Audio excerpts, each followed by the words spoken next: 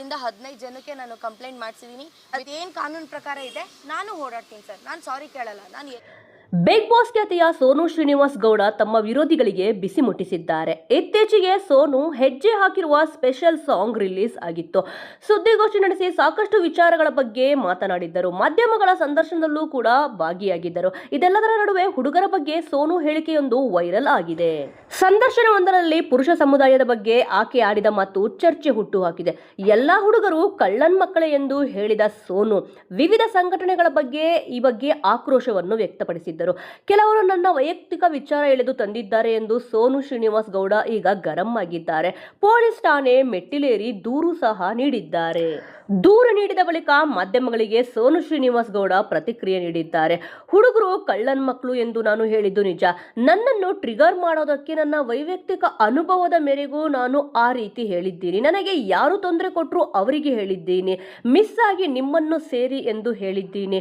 ಹುಡುಗರು ಸರಿ ಇದ್ರೆ ಹುಡುಗಿರು ಸರಿ ಇರಲ್ಲ, ಹುಡುಗಿರು ಸರಿ ಇದ್ರೆ ಹುಡುಗರು ಸರಿ ಇರಲ್ಲ, ಇಬ್ರು ಕೂಡ ಸರಿ ಇದ್ರೆ ದೇವರು ಸರಿ ಇರಲ್ಲ ಅಂತ ಕೂಡ ಹೇಳಿದೆ. ಆದ್ರೆ ಅದನ್ನು ತಪ್ಪಾಗಿ ಬಿಂಬಿಸಲಾಗಿದೆ ಎಂದು ಸೋನು ಅವರು ಹೇಳಿದ್ದಾರೆ.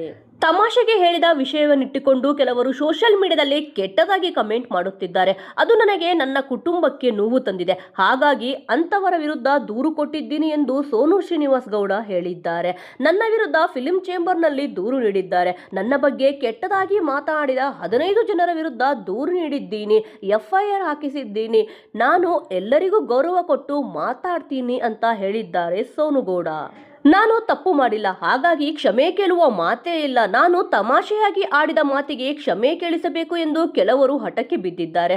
ಅದು ಸಾಧ್ಯವಿಲ್ಲ ಎಂದು ಸೋನು ಶ್ರೀನಿವಾಸ್ ಗೌಡ ತಿಳಿಸಿದ್ದಾರೆ. ಇದೇ ವೇಳೆ ತಮ್ಮ ವೈಯಕ್ತಿಕ ವಿಚಾರಗಳ ಬಗ್ಗೆ ಮಾತನಾಡಿದವರ ಆಡಿಯೋವನ್ನು ಮಾಧ್ಯಮಗಳಿಗೆ ಕಳುಹಿಸಿದ್ದಾರೆ. Murali Shira talks, Karthik Varma, Madhusudan, Arjun, Devru stall roaster, Akash PK comedy, Sandhya Nagaraj ಹೀಗೆ ಕೆಲವರು ಸೋಷಿಯಲ್ ಮೀಡಿಯಾ ಅಕೌಂಟ್ ಮೇಲೆ ಸೋನು ಶ್ರೀನಿವಾಸ್ ಅವರು ದೂರು ನೀಡಿದ್ದಾರೆ.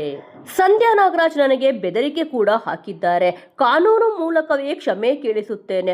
ಹುಡುಗರು ಕಳ್ಳನ ಮಕ್ಕಳು ಎಂದು ಹೇಳಿರುವ ವಿಡಿಯೋ ಇಟ್ಕೊಂಡು ಸೋಷಿಯಲ್ ಮೀಡಿಯಾದಲ್ಲಿ ಬಾಯಿಗೆ ಬಂದಂತೆ ಮಾತನಾಡಿದ್ದಾರೆ. ಅದನ್ನು ನಾನು ಸಹಿಸಲ್ಲ. ನನ್ನ ಕುಟುಂಬದವರ ಬಗ್ಗೆ ಬೈದಿದ್ದಾರೆ. ನನ್ನ ವೈಯಕ್ತಿಕ ವಿಷಯ ಇಟ್ಟುಕೊಂಡು ಐಫೋನ್ ಅಂತ ಹೇಳಲು ಇವರು ಯಾರು? ಇವರಿಗೆ ಏನು ಅಧಿಕಾರ ಇದೆ?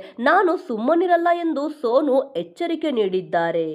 ವೀಕ್ಷಕರೇ, ಖಂಡಿತವಾಗಿಯೂ ಈ ಒಂದು ವಿಚಾರದ ಬಗ್ಗೆ ನಿಮ್ಮ ಅನಿಸಿಕೆ ಅಭಿಪ್ರಾಯವನ್ನು ತಪ್ಪದೆ ಕಮೆಂಟ್ ಮೂಲಕ ತಿಳಿಸಿ. ಮುಂದಿನ ವಿಡಿಯೋದೊಂದಿಗೆ ಮತ್ತೆ ಸಿಗೋಣ.